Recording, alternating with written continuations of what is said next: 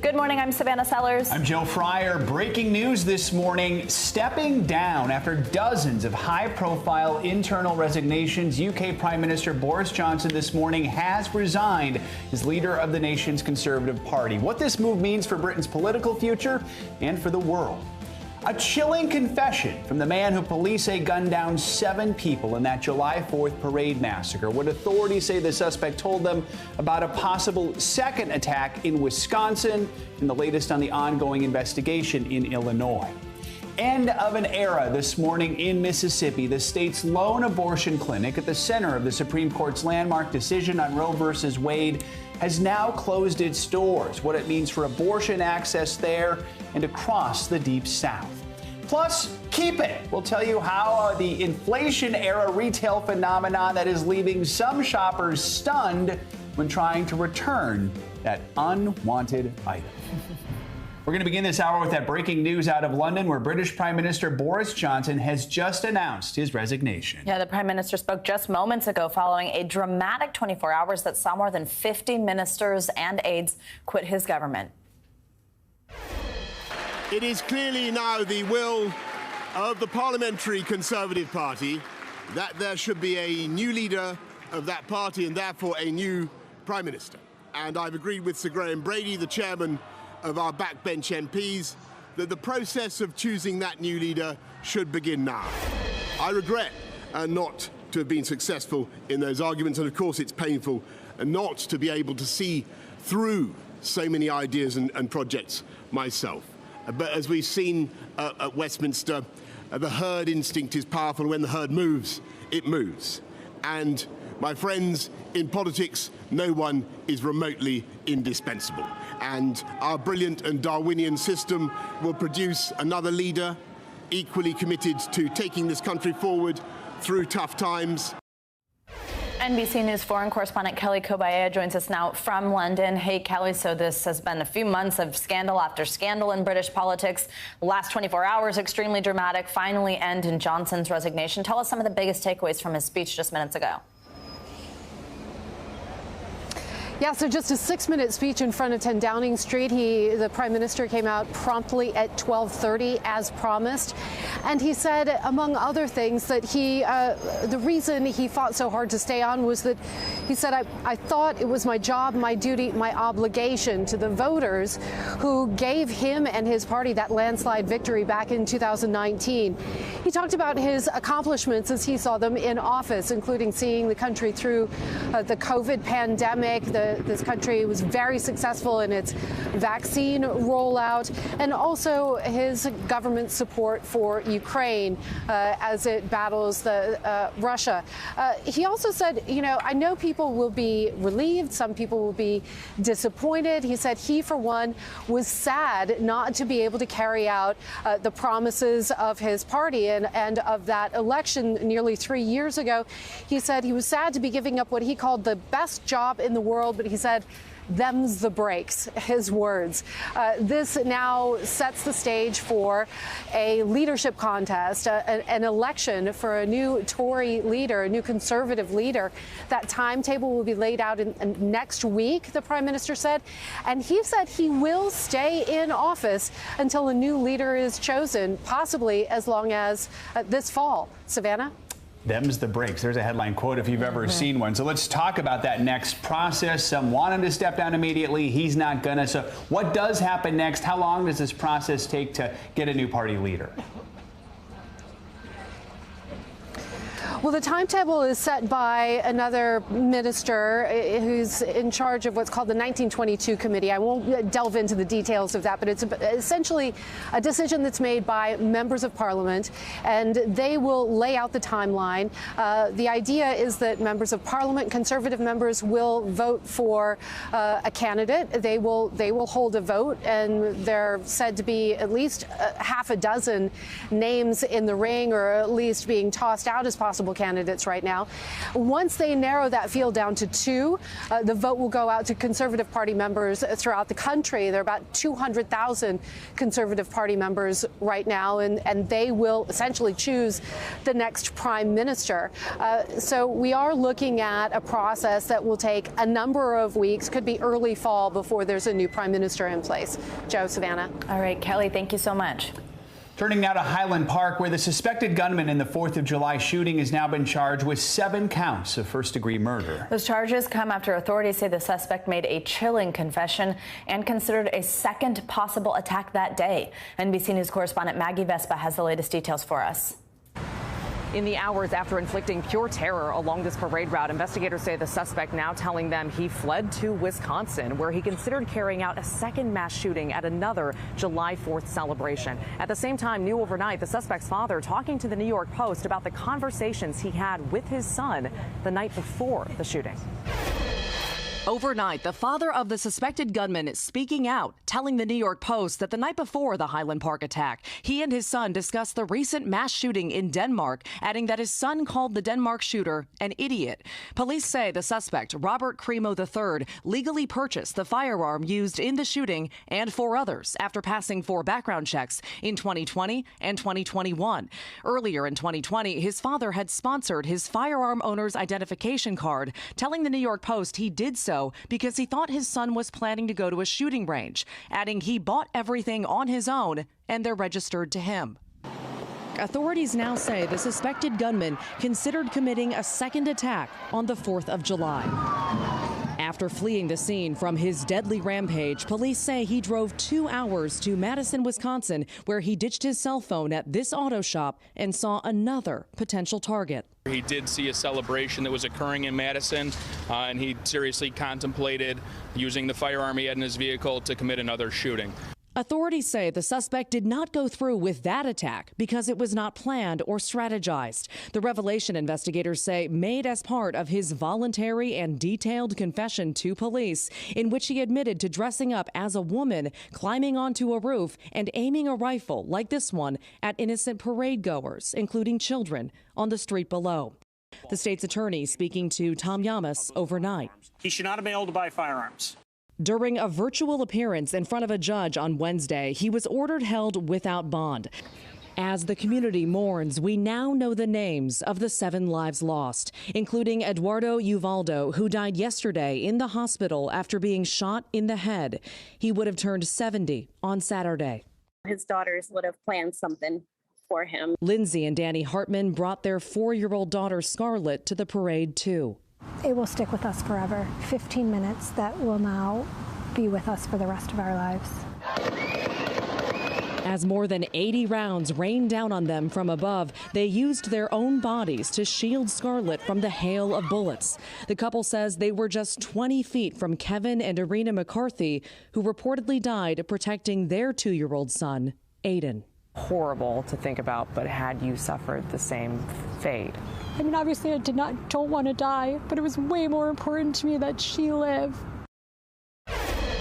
Circling back to the suspect's father, a lot of questions have been raised as to whether he could face criminal charges or consequences as a result of his role and his interactions with his son. Yesterday at their press conference, Illinois State Police said as part of their larger ongoing investigation, they're looking into whether anyone else played a role in this shooting and therefore could face criminal charges. Some legal experts saying if nothing else, it's likely the father could face civil lawsuits. At the same time, we should stress the father talking to the New York Post, telling them in his words he had zero involvement in this shooting, and again, his son passed multiple background checks. Reporting in Highland Park, Maggie Vespa, NBC News. All right, thank you, Maggie. Let's get to NBC News correspondent for investigations, Tom Winter, for the latest on what we know about the Highland Park shooting. So we know that authorities say there was this confession by the suspect. How does that impact the investigation by police and really the prosecutors putting together their case now? In some ways it impacts it a lot, in other ways it doesn't. So until he enters a guilty plea, the investigation and all the evidence gathering and all the work that needs to go into it has to continue at this point. So, and as you just heard from Maggie, there's there's an ongoing investigation. Is there anybody else here who could be on the hook from a criminal standpoint? So I think that's going to be a focus going forward. Until he enters a guilty plea, they still got to gather all the evidence, and it is enormous. We're talking about over 83 shell casings that have been found. They're going to find the bullets on the other end of that, map it out on the street, put it all together. Still a lot of work left to be done. Tom, I think one of the biggest questions on everyone's mind is how is it possible that this happened, that this particular person was able to legally purchase these guns with what we now have pieced together about his past, the encounters with police prior, his social media presence. What does that mean in the context of red flag laws in Illinois if those things didn't trigger something there? Right. So, these are going to be simple answers to very complicated questions. There was nothing legally that would have prohibited him from buying the gun. So despite the fact that they found 16 knives, a dagger, 12-inch dagger, 24-inch samurai sword at the home, that was not enough. It was not in violation of the law. Despite the fact that some relatives, somebody said that he was going to harm himself, despite the fact that somebody said that he had a suicide attempt, it was not enough. It did not trigger the particular legal thresholds needed to deny him from the gun. And then to your point, there was nobody that called in either to law enforcement or went to the courts directly to ask for that red flag law to be enacted to take the guns out of the home. So he was able to keep the guns after he had purchased him. This is the biggest challenge with all of this. There's so many different loopholes and so many different parts of the law. It's really difficult to get their hands on it. What is this shooting telling us about the relationship between the FBI and then local law enforcement agencies? Well, I think the FBI is doing exactly what their role is here. They are providing their evidence response team. They helped find this individual. They have enormous technical prowess. And I will tell you, because I've seen it at the Boston Marathon bombing trial, for instance, they will actually map out with GPS where each one of those bullets landed. They will construct a detailed video timeline. That'll be something worthy of the types of videos that, frankly, we produce here. It will be abundantly clear, and the presentation to the jury, if we ever see it, will be very impressive. So that's their role in this particular instance when there is not a federal crime for them to levy against this individual. All right. Tom Winter, thanks so much for your reporting. Appreciate it. Thank you, Tom. This morning, we're learning new information about the deadly shooting at Robb Elementary in Uvalde, Texas. A new report from Texas State University highlights a series of safeguards and decisions that could have possibly altered the outcome, including a police officer's proximity to the shooter in the early minutes of the response. NBC News correspondent Sam Brock joins us live from Austin with more. Hey, Sam. Savannah, good morning. You think about just the level of anguish that the family members who have lost loved ones at Uvalde go through every single day, playing out the different scenarios. Now we see this new report that was state commissioned that finds that there were 3 circumstances which, if they had played out any differently, could have led to fewer deaths or, Savannah, no deaths. And most notably among that, a police officer who had the shooter within his sights less than 150 yards away and was waiting for the green light to shoot. The report finding that was his discretion. This morning, Uvalde's highly criticized police response, magnified by a state commission report which spotlights 3 circumstances before the suspect entered the building that could have saved some or all of the 21 people massacred on May 24th. Starting with a Uvalde officer reporting he observed the suspect striding toward the school entrance and was sighted in to shoot the attacker from approximately 148 yards away. But according to the report, the officer waited for permission. When he didn't hear a response, the report says he turned to get confirmation from his supervisor. When he turned back to address the suspect had already entered the school. The findings also stating a reasonable officer would conclude in this case, based upon the totality of the circumstances, that use of deadly force was warranted. Those state standards don't require officers to fire their weapon from more than 100 yards away. Grieving parents like Javier Caceres, who lost his beloved Jackie, trying to process this latest gut punch. Does this report do anything to alleviate that anger, or do you think it inflames it? It inflames it more, knowing for sure that it is true now that, it did happen. He did have that shot.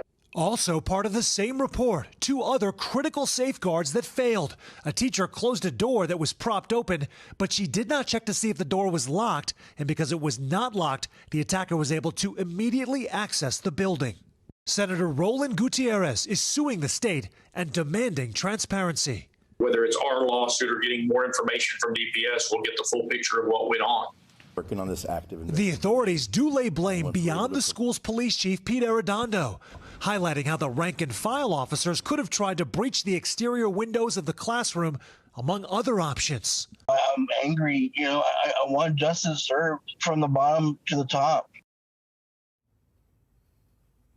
Anna, so far we have not heard back from the Uvalde Police Department for comment about this report, but it's worth mentioning that there's nothing in the report that discusses whether or not an officer should have requested permission before firing a shot in what proved to be precious seconds. Savannah, back to you. All right, Sam Brock, thank you so much.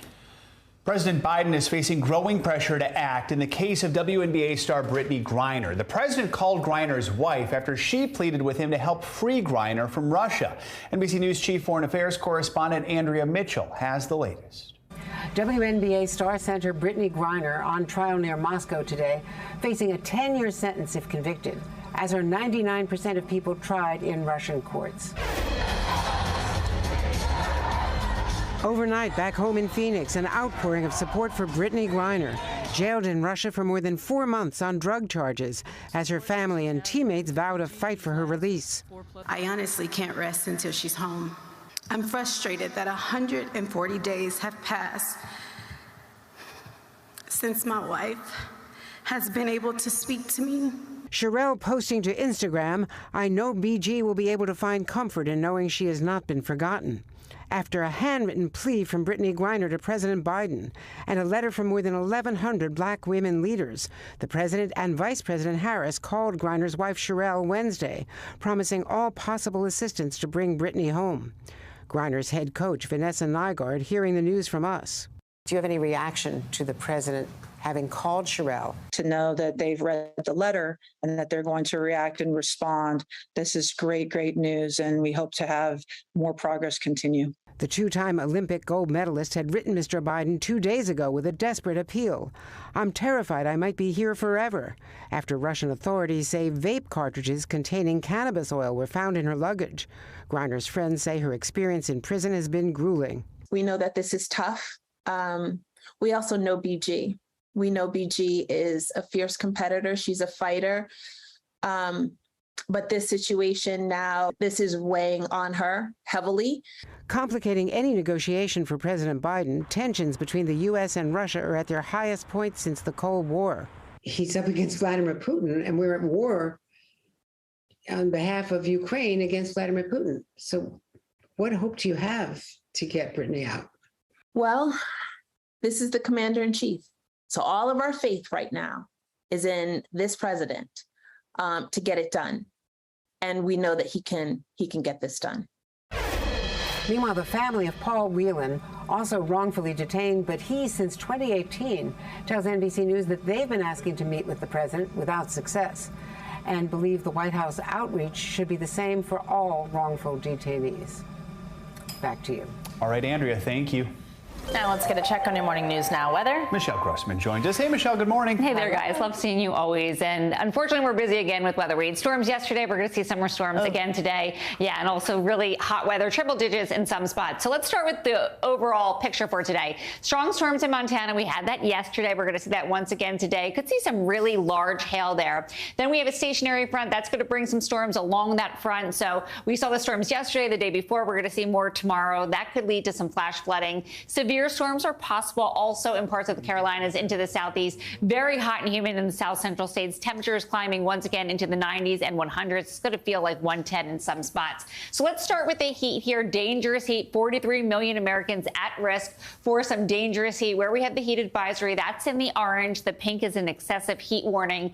And that's because we're really going to see those temperatures soaring. So look at the temperatures in Tulsa, 104. You factor in that really high humidity. It's going to feel like 111. Feeling like 105 in St. Louis today. It's going to feel like 109 in Little Rock. It's going to feel like that tomorrow, too. As we go throughout our Friday, We're looking at many triple digits from Little Rock to Oklahoma City, Dallas, also San Antonio, Alexandria. Even though you're in the upper 90s, you're going to feel like over 100 degrees, feeling like over 100 in Nashville and also in Birmingham. But we have some relief in sight. As we near the weekend into early next week, we're looking at temperatures in the 70s in Buffalo. Chicago, not bad either. We're looking at 82 on Sunday, refreshing on Saturday, 79 degrees. Boston, 77 on Sunday, 82 on Monday. All right, let's talk about the stormy part. We're looking at some storms even at this hour. This is really going to blossom this afternoon as we get that daytime heating going. That kind of is the fuel for the storms. So we're going to see some storms draped across the stationary boundary. It's a big part of the nation here. We're looking from Montana all the way to parts of the southeast, even dipping down into the panhandle of Texas. And with these severe weather, we could see storms bringing winds gusting up to 60 miles per hour, damaging hail. Also the chance of a brief tornado. We had that yesterday in Ohio. We had that the day before in Maryland. So 29 million people at risk for that. Also rainfall forecast. We're looking at 1, 2, 3 inches of rain in some spots. Where you see those darker colors, that's indicating the heavier rainfall because we've had days of rain and because we can see some pretty heavy downpours. Let's look ahead towards the weekend. By Friday, we're looking. That was a quick look. By Friday, we're looking at some storms in the southeast. No more. It looks nice-ish. That's that line. Stop. That's hilarious.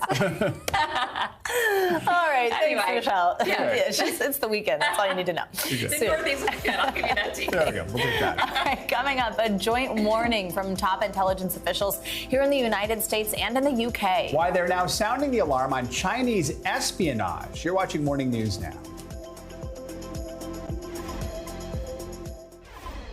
This morning, another statewide abortion ban is in effect following the reversal of Roe v. Wade. Mississippi's trigger ban started today after a trial judge refused to block it earlier in the week.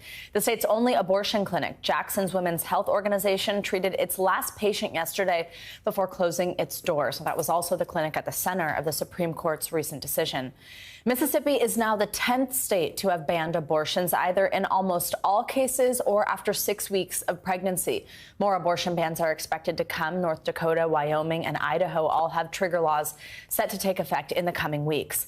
NBC News correspondent Blaine Alexander joins us now from Jackson, Mississippi. Hey, Blaine, good morning. So we just mentioned Jackson's Women's Health Organization. I can see it over your shoulder there. Treated its final patients yesterday. Tell us, what was the day like there yesterday?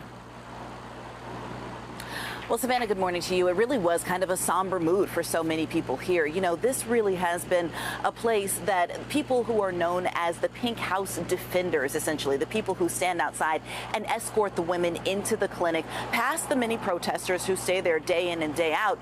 They've kind of taken this as a very, very special responsibility. And for them, it was an emotional day. There were tears, there were hugs. I've got to say, though, I've spent a lot of time outside of this clinic talking to people on both sides of this issue, both in the days leading up to the Supreme Court's decision. I was here on decision day and on the days afterwards. And what you saw from many people who are employees of this abortion clinic was really this kind of almost defiance, essentially saying that in that 10 days that they had, that gap between when the court's ruling came down and when they had to close their doors, they were going to serve as many women as possible. They were going to provide as many services as possible.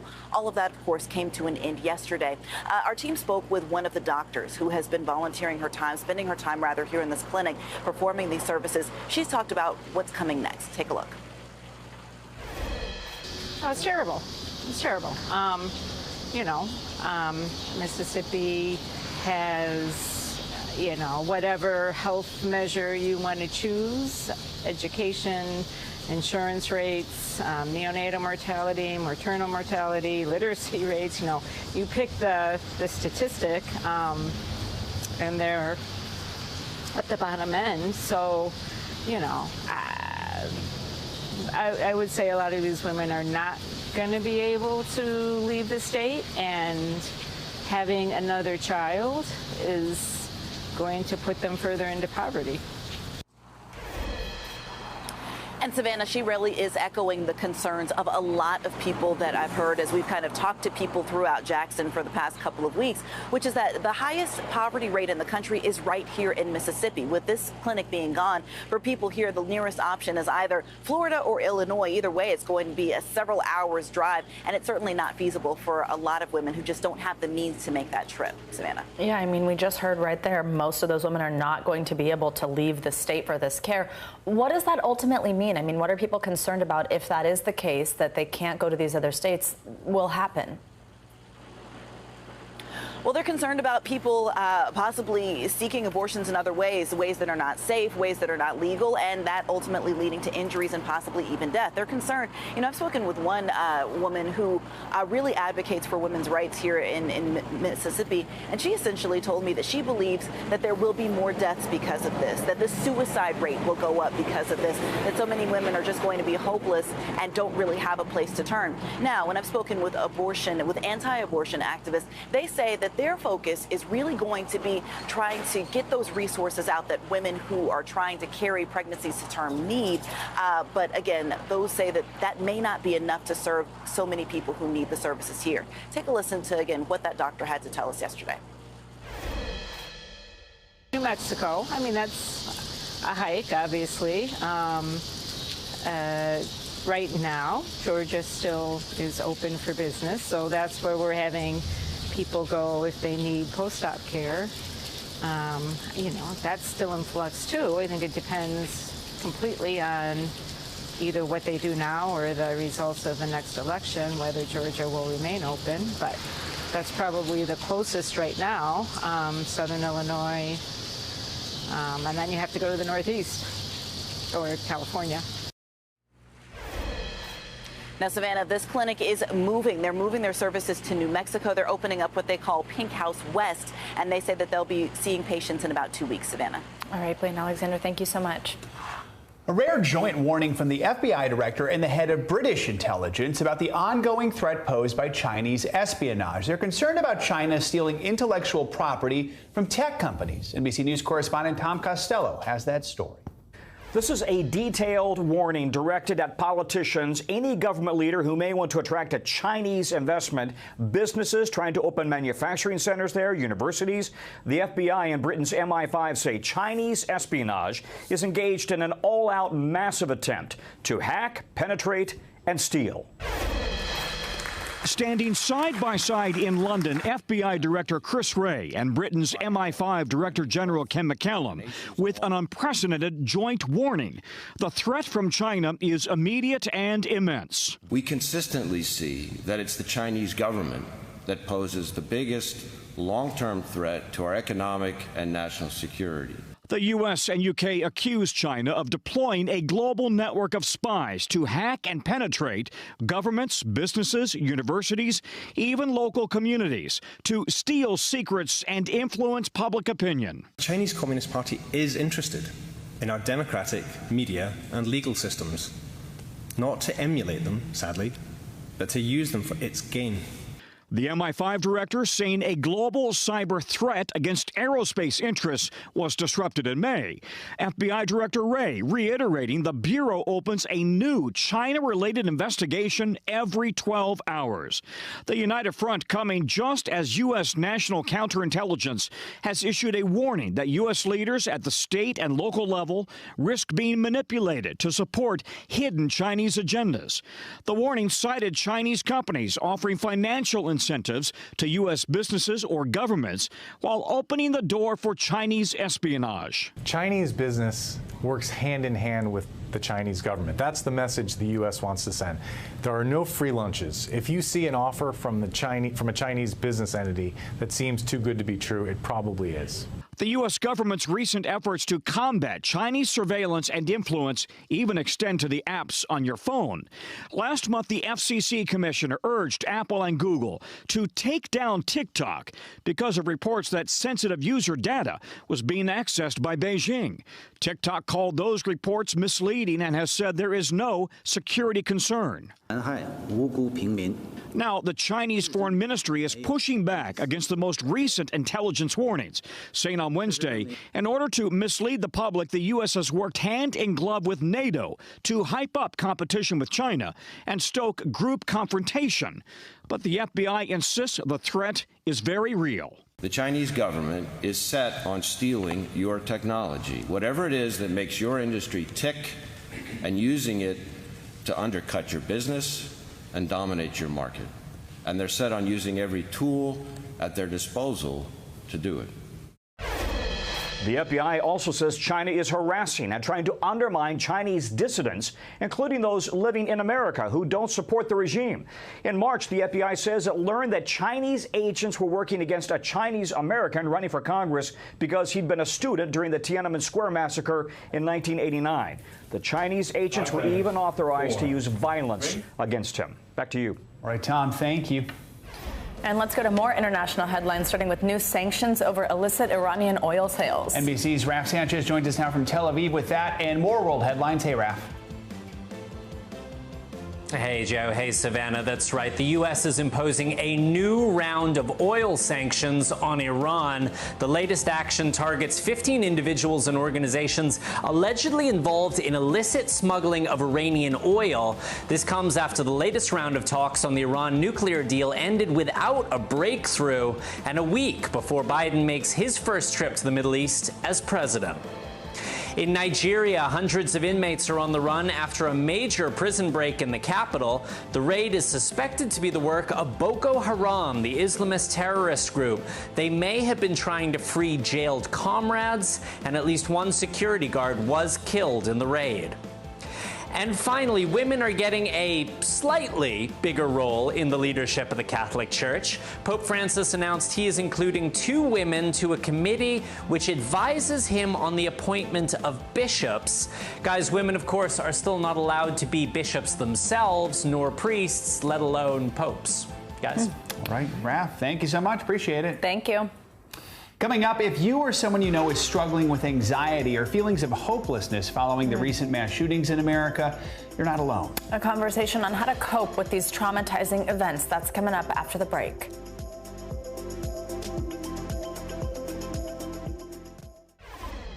Support is pouring in from all over the country this morning to help families affected by the shooting in Highland Park. Yeah, it includes a 2-year-old boy who lost both his parents in the shooting. NBC News correspondent Emily Aketa joins us here on set with the latest on this. Hey, Emily. Yeah, good morning to both of you. So many people eager to help in the wake of this horrific tragedy. This GoFundMe page within the first few minutes of launching reached $30,000 rather, and it now sits at around $3 million. Just a sign of this outpouring of support and an important reminder of the good that exists in this world during such a dark tragedy.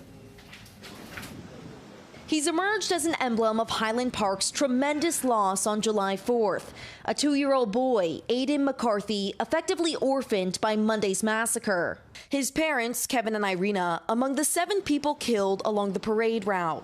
Witnesses say Kevin died trying to protect his son. I mean, it just takes your breath away. You know, it's like the wind got knocked out of you.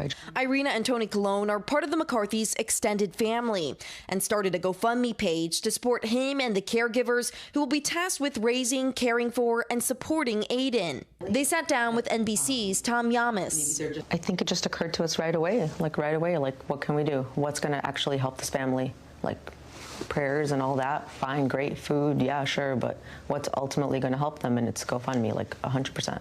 The page has raised more than $2.8 million in a stunning outpouring of help from a world touched by a community's sorrow and a father's final heroic act. His dad did everything he could to protect his son and was successful in that.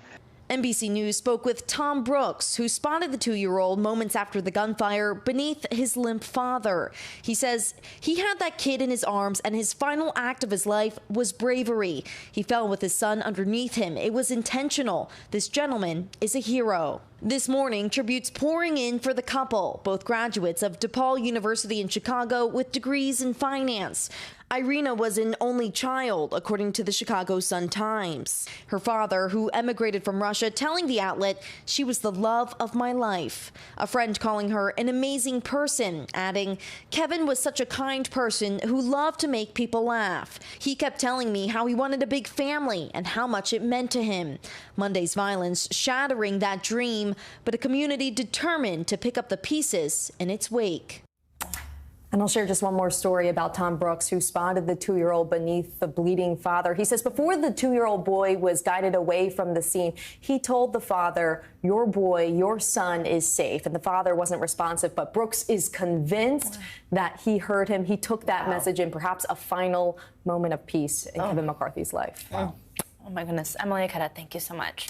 We realize it's not easy hearing tragic stories like that, especially when mass shootings are happening so often. So if you're feeling anxious or struggling, you're certainly not alone. Yeah, Dr. George James joins us now to help us walk through coping with these mass shootings. He's a licensed marriage and family therapist at the Council for Relationships. Dr. James, good morning. So before we get into some coping strategies, explain to us what kind of impact mass shootings have just on our collective mental health, especially when we see it happen over and over and over again. How does that repeating news cycle impact us?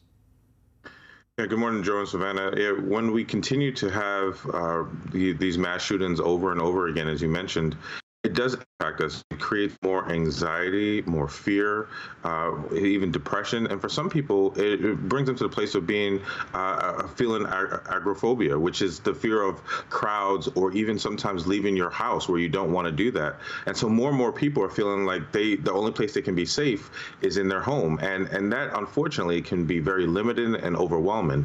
And so it's a high level of anxiety that people are facing and feeling right now of not knowing what is safe and what is certain. So how can we deal with that? How can we try to find security and control following something like this? You know, first is to be able to acknowledge that the anxiety you feel is normal. All right, wherever you are, however you feel. There's also a shooting that day in the Philadelphia area. So like, there's a way of just saying like, okay, it's normal to be anxious. Then it's how do you handle your anxiety? What are the things that make you feel safe? Who can you talk to? Maybe it's a therapist, maybe it's a friend, maybe it's a family member. What are the rituals and practices that are healthy that you can engage in that allows you to deal with the anxiety that you're feeling? It could be from deep breathing to going on a walk to being able to talk to people. When we talk about friends reaching out to friends, family members reaching out to family members, trying to find that comfort or clarity, what's the best advice on how we should approach these conversations? What are the best ways that we can actually discuss our emotions with other people who are close to us? We're all emotional. We are all feeling it. And so it's important that we do touch base and check in with our family and our friends, and that we all express it differently. Somebody might be a little bit more frustrated or irritated. Someone might feel like they don't want to do anything. But ask the question, check in with people, touch base with them, ask them how they're doing. Maybe see if there's a way that you can connect with them. And then also check in on with your children or the people around you. See how they're feeling. Their behavior sometimes might show that something else is going on with them. And if you ask them, hopefully they will share, and you can model that by sharing yourself so that they see that you are also experiencing and willing to share. Dr. George James, some very helpful advice during a time when we really need it. We thank you for joining us this morning. Thanks, as always. And coming up, trying to send back that online purchase that wasn't quite what you'd hoped for. Well, you might be surprised at how some retailers' new policies are letting you keep the goods and the cash. What? Yeah, next.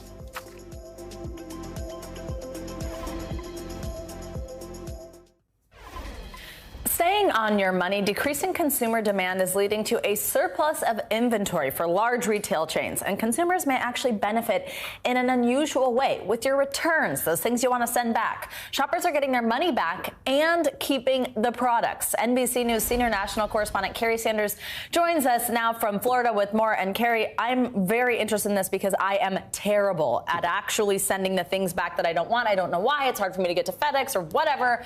So tell me, what should I know? It looks like the rules are changing. I'm going to give you an example. Let's say you buy something like these coasters, and then you say, you know what, I don't like these coasters. I want to get my money back. So you know the standard rule. You have 30 days to return the item. You have to have the receipt, and in this case, the coasters can't like be used and all stained and everything else. Well, that process, especially if it's online, seems to be changing. Some big box stores are quietly, on a case-by-case basis, seemingly saying, okay, you can go ahead and get a refund, but go ahead and keep what you purchased. Keep those coasters. High inflation has customers rethinking purchases, which in turn has resulted in inventory ordered months ago by big retail chains backing up in storage. Put on the wall against the back. What back? You can't even see the wall. The situation played for laughs on TikTok. You just keep those items and I'll give you the money back for it. Oh, I don't need them. I just need to return them. Yeah. But for some companies with overstocks and no room for returns, it's now a serious financial calculation. Give customers a refund, but also let them keep what they purchased. When that happens, shoppers are in disbelief. They let me keep the old and they gave me the new. So it was convenient because I didn't have to ship anything back. Last year, customers returned $760 billion worth of products, according to the National Retail Federation. The trend is even more pronounced with online sales. More than 20% of merchandise was returned in 2021. My advice to consumers would be shop as mindfully as you always have and try not to over-return. But you might find that retailers are a little bit more generous right now than they have been in the past. Should you expect it? I don't think so. I think this is at this point at the discretion of the retailer. All that shipping out and then back also has a big impact on the environment. 16 million tons of carbon dioxide and an astounding 5.8 billion tons of return packaging winds up in landfills. Amazon says it's not changing its return policies, but that some no-return refunds do happen on a case-by-case basis. And Walmart says its return policy depends on a variety of factors that will lead to the best possible customer experience, adding in some cases they may not have to bring or ship the item back. I bought some chairs from Wayfair and one of them had a slight ding on it. I let them know and they said just keep it and they sent a replacement. So now I have an extra chair. While customers repeatedly tell stories like that, skeptics say for obvious reasons, companies won't ever advertise, get a refund, yet keep the product. I think people are going to take advantage of the system and buy things that they know they can say they want to return, even though they want to keep them. And it'll probably make prices go up for the rest of us. All right, Carrie, so asking for a friend here. What about people who order like a couple sizes of clothes or shoes just to figure out which one fits? What about those types of returns? Well, I get it, because a lot of people do that, you know. On top of the fact that COVID may have changed our sizes, you never know what you're buying is actually going to be the size that fits. And so very often you'll get like one size, another size, and then figure out which one fits, and you're left over with two, which traditionally you would send back. But now, again, informally, on a case-by-case basis, some of the companies are saying, just go ahead and keep the other two. And so the best advice then is probably take those other two that don't fit, donate them to charity. Yeah, donate it. I like it. Guys. All right, Carrie, by the way, keep the coasters. They're cute. Thank you. Going to do that. This morning, there's new hope for people when it comes to treating depression, a promising treatment that studies show could help some severe cases. NBC News senior consumer investigative correspondent and News Now anchor Vicki Nguyen joins us with more on this. Hey, Vicki. Hey, Joe, this is amazing. You know, millions of Americans suffer from the disease of depression. One study found depression rates tripled during the pandemic. But now doctors are putting a new twist on a treatment that's been around for 15 years. They say it's safe, it's non-invasive, and it produces almost instant results. We spoke with two people who say it saved their lives. For 18-year-old Chase, the headlines hit hard. The sudden death of a college student. Multiple young people dying by suicide. If this can happen to Tyler, it can happen to anybody. Including one of her role models, Stanford soccer player Katie Meyer. We're just struggling to know, what happened and why it happened, We're just like heartbroken. I always looked up to her when I was younger because I played soccer and I was a goalie and she was like the best goalie. The high school senior had never experienced depression until the pandemic hit. When did you decide, I actually think I need help? Well, after like a couple months of just realizing I wasn't feeling like myself. After trying medications and therapy, Chase says she kept getting worse and even had thoughts of taking her own life. I was a little bit scared for myself. Desperate, her mother found a new study by Stanford Dr. Nolan Williams. He was using a supercharged version of transcranial magnetic stimulation, or TMS, which uses magnets to create an electrical current to stimulate parts of the brain. The brain learning to turn back on and stay on in brain regions that are turned off by depression. Williams is a psychiatrist and neurologist studying the new treatment called SAINT, short for Stanford Accelerated Intelligent Neuromodulation Therapy. In traditional TMS, patients get one treatment a day, 5 days a week for 6 to 8 weeks. SAINT patients get 10 treatments a day, an hour apart for just 5 days. We were invited to watch SAINT in action with 30-year-old Sergio Gonzalez, a patient in Dr. Williams' clinical trial. We turn the power up and down until we get the minimal amount of power necessary. First, the technician pulses a magnet targeting the part of the brain that controls Sergio's thumb. So he's not doing that, you are. The magnet is inducing a current in his brain, and his brain is firing. Then a special mapping software uses Sergio's brain MRI to pinpoint where doctors should place the magnet to stimulate his brain. So this is the part of the brain responsible for feelings of control? Yes. And this is the part that will receive the treatment? Yes, and this is the part that specifically interacts with another region that's involved in sadness. And so in each person, we find that best spot within this area, and then we turn it up. When do the effects start to hit you?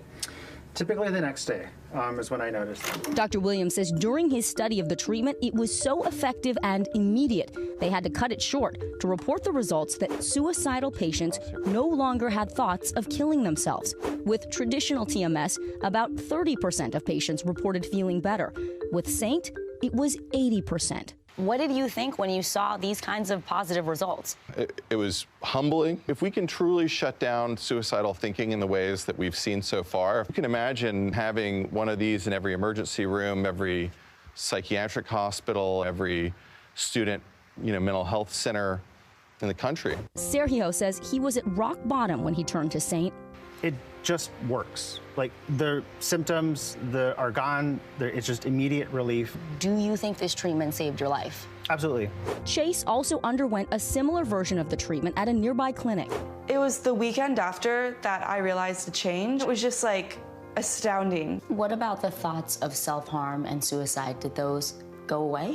Yeah, those pretty much went away. Her twin sister Crystal says her sister returned. I missed you so much, and then I saw you come back, and I was so excited for you because I knew that you deserved to feel like yourself. Feeling hopeful once again, a promising new treatment already changing lives. So Vicki, how long does the treatment last? Is it just one treatment and done, or more than that? Joe, it really depends. Dr. Williams' study followed participants for 5 weeks. It lasted for all of them during that time. It was a small study, 29 people, but experts we spoke to say the results were really significant. Dr. Williams says he's also treated patients once, and they've had results last for years. Others need maintenance treatments every few weeks or every few months. And I should say they are trying to get FDA approval for this treatment this year, which would make it much more widely available. But there are studies in the meantime that are still recruiting participants. So if folks are interested in learning more, they can go to today.com. Joe? All right, Vicki, thank you so much. And if you or anyone you know is struggling, you can call the National Suicide Prevention Lifeline at 800-273-8255, or you can text the word TALK to 741-741.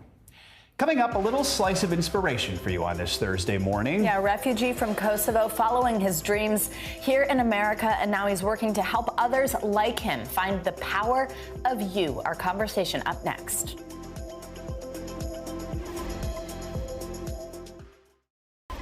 We're back now with Academy Award-winning actor Brad Pitt revealing he suspects he has a rare neurological disorder commonly referred to as face blindness. In his recent interview for the August 2022 cover of GQ, Pitt explained he believes he may have prosopagnosia. The condition can affect people differently. Some may struggle with differentiating similar faces, while others may not even be able to identify their own reflection. Now, while Pitt says he has never been formally diagnosed with the condition, he said it can be relatively debilitating debilitating.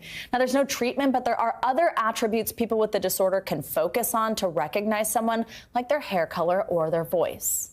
Here is a great story to inspire you this morning. A refugee who fled from war in Kosovo as a child is now manifesting his dreams and finding success later in life. His name is Gazim Gashi. While he lived in Sweden, he followed his passion for music, working as a producer, mentor, and talent scout. And just 3 years ago, he moved to Los Angeles and launched the Institute of Arts and Innovation at Oaks Christian School, where he currently runs the department's mentorship program. Now he's helping others unleash the power of their dreams with his new self-help book, Unlocked: The Power of You. And Gazim Gashi joins us now. Good to have you with us here in person. So tell us more. Let's talk about your book there that you have in your hands, The Power of You. What do you mean by that?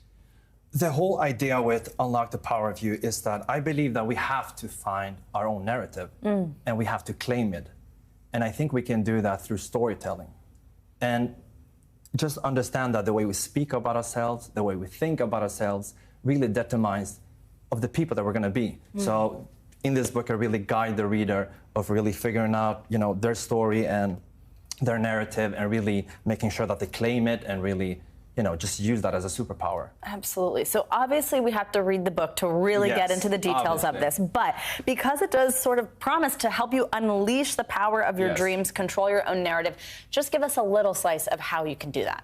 So how you can do that is, first of all, just the way we use words. So for example, when I work with my students, and I have that in the book as well, when we say, I am anxious, or I always tell my students to rather say, I feel anxious instead of I am anxious, because the word feel can easily be more connected to temporary feeling. But when we say I am anxious, that can make us think that it is who we are. It becomes like, oh, it's our identity. So that's why I always tell the students that we have to understand that whenever we feel something, that can be a temporary feeling. So it's just the guidance of really, trying to understand that whatever is happening, that it's temporary, and just really figuring out what's the identity and what's the narrative. Yeah. You've had an incredible story. How is it that your life experiences have helped you find success?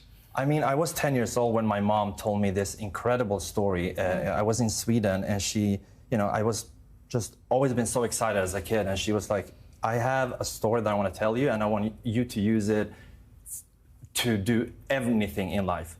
So the story that she told me was that when I was born, June 29, 1990, it was a lot of sensitive stuff happening in Kosovo, and on July the 2nd, 1990, the Kosovo parliament declared independence from the Serbian parliament. And then what that happened is that it triggered a genocide, and Serbian soldiers came to this hospital where I was still a newborn baby, and my mom had to call my dad and her brother, and they came outside her second floor window, and she tossed me out of the window, and really it had to escape. And then when they came to the village, my grandma was so happy that I was alive and that Kosovo became republic. So she screamed and said, "This is the happiest day of my life, so your name should be Gazim," because Gazim means joy in Albanian. So The Power of You. That's it. Yeah. Gazim, what an incredible story. Thank you for sharing it with us. Thank you for sharing the book out. Congratulations on it. Everybody read The Power of You. Gazim, thank you so much for your time this morning. Good luck to you. Thank you. And that does it for this hour of Morning News Now. But the news continues right now. Thanks for watching our YouTube channel. Follow today's top stories and breaking news by downloading the NBC News app.